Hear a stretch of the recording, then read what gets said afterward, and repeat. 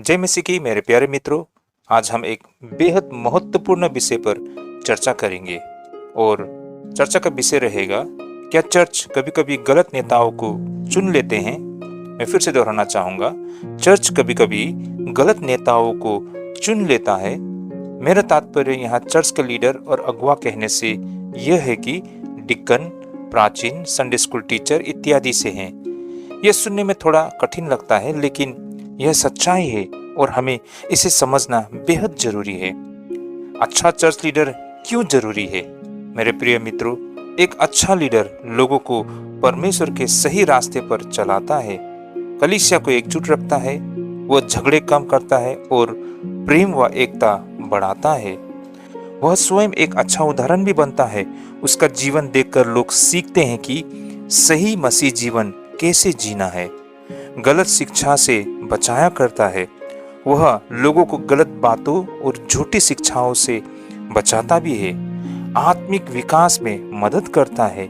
वह लोगों को विश्वास में मजबूत बनाता है। जैसे कि स्वयं प्रभु यीशु मसीह ने सिखाया, सच्चा लीडर वह है जो सेवा करता है।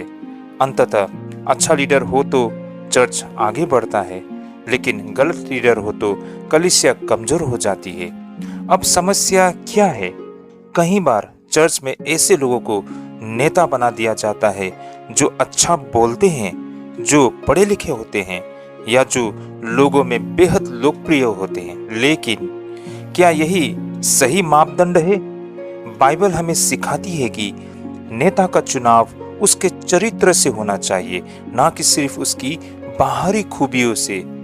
जैसा कि पहला तिमोथी 3 अध्याय 1 से लेकर 7 पद में लिखा है, नेता को ईमानदार, शांत स्वभाव का और अच्छा चरित्र वाला होना चाहिए। भाई और बहनों, इस तथ्य को हमें हमेशा याद रखना होगा। अब गलत चुनाव ही क्यों होती है? जैसे कि बाहरी चीजों पर ध्यान देना। हम अक्सर किसी की बातें करने की कला देखकर प्रभावित हो जाते हैं।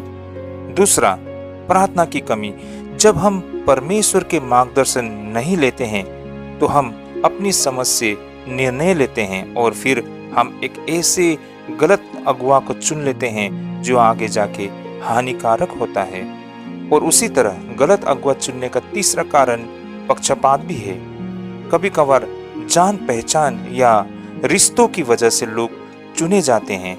भाई और बहनों, आगे जाके इसका कोई फायदा हमें नहीं मिलेगी। बाइबल के नियमों को नजरअंदाज करना, जैसा कि तीतुस 1:5-9 में बताया गया है कि नेता को संयमी और सच्चा होना चाहिए। तो भाई और बहनों, इन सब तथ्यों के कारण हम बहुत ही समय में गलत नेता का चुनाव कर बैठते हैं। इस पर प्रभु यीशु मसीह क्या सिखाते हैं? प्रभु यीशु मसीह ने कहा था, जो बड़ा बनना चाहता है उसे सेवक बनना होगा। मतलब सच्चा नेता वह है जो लोगों की सेवा करे, ना कि उन पर राज करे। आगे हमें क्या करना चाहिए? अपने चर्च के नेताओं के लिए प्रार्थना करें, बाइबल को खुद पढ़े और समझे। अगर कुछ गलत लगे तो प्रेम और सम्मान से बातें करें, खुद एक अच्छा उदाहरण बने। अंततः हर चर्च गलत नहीं होता और हर नेता भी गलत नहीं होता, लेकिन हमें समझदारी से चलना है और परमेश्वर के वचन के अनुसार सही और गलत को पहचानना भी है। अब अगला भाग में हम देखते हैं चर्च में नेता कैसे चुने जाने चाहिए। क्या कुछ लोग मिलकर किसी को चुने यानी कि सिलेक्शन, या पूरी कलीसिया मिलकर वोट करे यानी कि इलेक्शन। और हम यह भी समझेंगे कि प्रेस्बिटेरियन चर्च ऑफ इंडिया का चुनाव तरीका क्यों अच्छा माना जाता है। इसे हम पहले भाग में इस तरह समझ सकते हैं। सिलेक्शन क्या होता है? भाई और बहनों, सिलेक्शन का मतलब है कुछ चुने हुए लोग जैसे पादरी या कलीसिया का कमेटी मिलकर किसी एक नेता को बना देते हैं। इसका फायदा ये है कि जल्दी निर्णय हो जाता है, अनुभवी लोग फैसला लेते हैं, और इसके नुकसान भी होते हैं, जैसे कि पक्षपात हो सकता है, आम विश्वासियों की आवाज नहीं सुनी जाती, पारदर्शिता कम होती है। और आगे इसी तरह भाई और बहनों, दूसरा भाग में हम देखते हैं इलेक्शन की प्रक्रिया। कई कलीसिया में नेताओं को चुनने की प्रक्रिया इलेक्शन से होती है। इलेक्शन का मतलब क्या है? पूरी कलीसिया के सदस्य मिलकर वोट करके नेता को चुना करते हैं। इसके फायदे ये है कि सबको मौका मिलता है और फैसला ज्यादा पारदर्शी होता है। लोग जिम्मेदारी महसूस करते हैं और इसमें किसी का मनमुटाव नहीं होता, क्योंकि इसे इलेक्शन के माध्यम से चुना गया है। इसके नुकसान ये भी होते हैं कि कभी कभी लोग भावनाओं या दोस्ती में वोट दे देते हैं। आध्यात्मिकता की जगह लोकप्रियता आ सकती है। ये कुछ इसके नुकसान हो सकते हैं, लेकिन इसे नजरअंदाज किया जा सकता है। अब भाई और बहनों, बाइबल क्या सिखाती है? प्रेरितों के काम 6 अध्याय में हम देख सकते हैं कि शुरुआती कलीसिया ने लोगों को सबकी सहमति से चुना, मतलब पूरी सभा शामिल थी और परमेश्वर से मार्गदर्शन भी लिया गया था। अब भाई और बहनों, हम देखेंगे कि ये जो इलेक्शन का प्रक्रिया होता है, इसमें जो प्रेस्बिटेरियन चर्च जो तरीका अपनाते हैं, ये क्यों बेहतर होती है? भाई और बहनों, प्रेस्बिटेरियन चर्च में चर्च के एल्डर और कमिटी मेंबर इलेक्शन से चुने जाते हैं। यह तरीका बेहतर क्यों है? सबसे पहले तो इसमें सभी की भागीदारी होती है, यानी कि पार्टिसिपेशन। हर सदस्य को वोट देने का अधिकार मिलता है। इससे एकता और जिम्मेदारी बढ़ती है। दूसरा, पारदर्शिता यानी कि ट्रांसपेरेंसी। चुनाव खुला और साफ होता है। किसी एक व्यक्ति का दबाव नहीं होता, यानी कि किसी को जबरदस्ती नहीं किया जा सकता। लोग स्वेच्छा से अपने नेता को चुनते हैं। उसी तरह यहाँ पर जवाबदेही भी होती है, यानी कि अकाउंटेबिलिटी। जो नेता चुना जाता है वह लोगों के प्रति जिम्मेदार होता है। हमने ये भी देखा है बाइबल के सिद्धांत के करीब, जैसे कि शुरुआती कलीसिया में हुआ लोगों की सहमति और परमेश्वर की इच्छा। तो भाई और बहनों, यहाँ पर महत्वपूर्ण बातें ये है कि चाहे हम सिलेक्शन से किसी अगुवा को चुने या इलेक्शन से हम किसी अगुवा को चुने, सबसे जरूरी है प्रार्थना, सही मन और बाइबल के अनुसार जीवन। क्योंकि अगर दिल सही नहीं है तो कोई भी तरीका सही परिणाम नहीं देता।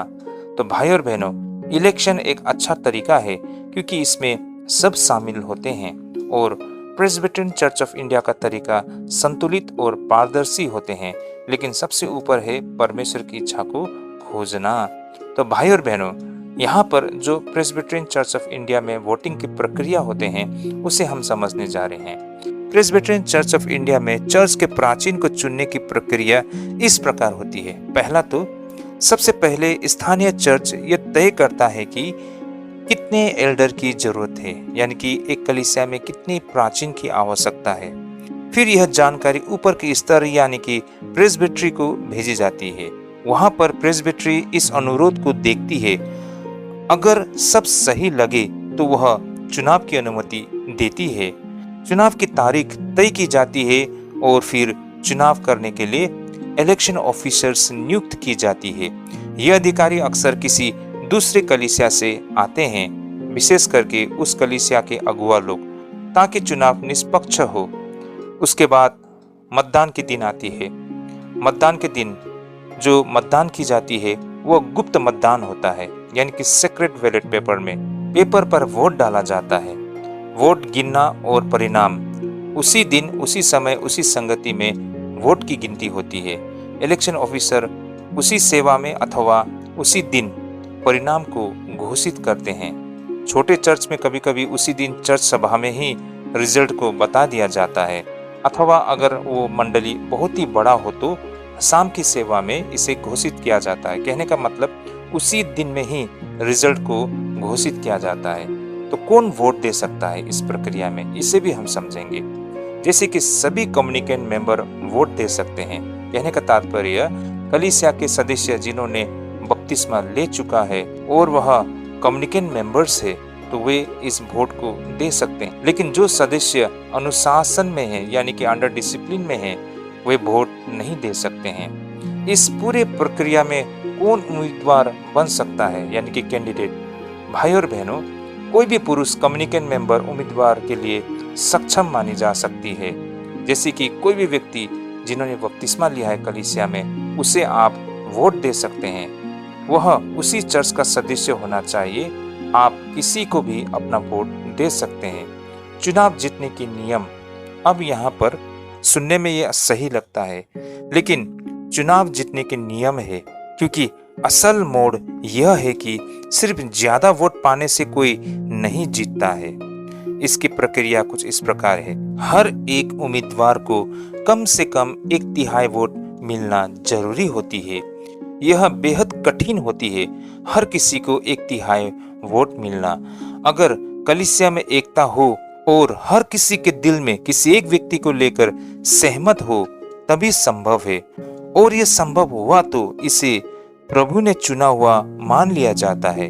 और किसी को भी 1/3 वोट नहीं मिलती तो कोई एल्डर या कोई प्राचीन नहीं चुना जाता और फिर अगले साल चर्च को फिर से प्रेस्बिटरी से अनुमति लेकर पूरा चुनाव प्रक्रिया दोहरानी पड़ती है और कलीसिया को भी पूरा 1 साल मिल जाती है आत्मचिंतन और प्रार्थना और तैयारी करने का। लेकिन अगर पूरे इलेक्शन की प्रक्रिया से एल्डर चुन लिया गया है तो परीक्षा और अभिषेक की प्रक्रिया से होकर उसे गुजरना होता है। जैसे कि अगर मान लीजिए इस वर्ष वो व्यक्ति चुन लिया गया है, अगले साल प्रेस्बिटरी द्वारा चुने गए एल्डर को बाइबल आधारित परीक्षा देना होता है। उसके बाद उन्हें आधिकारिक रूप से अभिषेक किया जाता है और वह इस तरह जीवन भर के लिए चर्च के लिए प्राचीन बन जाती है। निष्कर्ष, ये प्रक्रिया व्यवस्थित है, निष्पक्ष है और बाइबल के सिद्धांतों पर आधारित है। तो भाई और बहनों, प्रेस्बिटेरियन चर्च में चुने गए जो प्राचीन की भूमिका क्या होती है? चुनाव और अभिषेक के बाद चर्च के प्राचीन और पादरी चर्च का नेतृत्व सामने से क्या करते हैं? जैसे कि चर्च में बैठने की व्यवस्था। कई चर्च में लीडर कहीं भी बैठ जाते हैं, लेकिन प्रेस्बिटेरियन चर्च ऑफ इंडिया में जो पादरी होते हैं, जो प्राचीन होते हैं, जो चर्च के डिकन या फिर लोकल चर्च कमेटी मेंबर होते हैं या फिर जो रिटायर पादरी होते हैं, वे पुलपिट यानी कि मंच के सामने या दाएं और बाएं तरफ बैठा करते हैं। इसका मतलब है जो चर्च के अगुवा है हमेशा सामने रहकर नेतृत्व किया करते हैं। दूसरा, कलीसिया में कौन कौन नेतृत्व कर सकता है? जैसे कि मात्र अभिषेक जन चर्च के मुख्य कार्यों का नेतृत्व करते हैं। जैसे कि चर्च में विभिन्न प्रकार के कमेटी होते हैं या फिर युवा संघ हो या फिर संडे स्कूल की सभा हो या फिर अन्य सभी स्थायी या फिर अस्थायी जो कमेटी होते हैं, उसे अभिषेक जन यानी कि पास्टर्स या फिर एल्डर के द्वारा नेतृत्व की जाती है।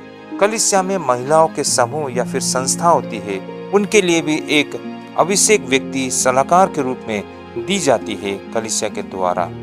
अब आगे हम समझेंगे एक प्राचीन और एक पादरी का क्या कार्य होता है कलीसिया में। जैसे कि एक प्राचीन और पादरी होते हैं, वे सिर्फ प्रशासन को नहीं चलाते हैं बल्कि बाइबल को भी सिखाया करते हैं, उपदेश दिया करते हैं और लोगों को मार्गदर्शन किया करते हैं।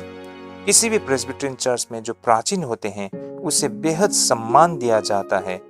पास्टर्स जो होते हैं उन्हें तो नियुक्त किया गया होता है, लेकिन जो प्राचीन होते हैं उन्हें तो कलीसिया के वोट से चुना गया होता है। इसलिए प्राचीन को लोगों का प्रतिनिधि भी माना जाता है।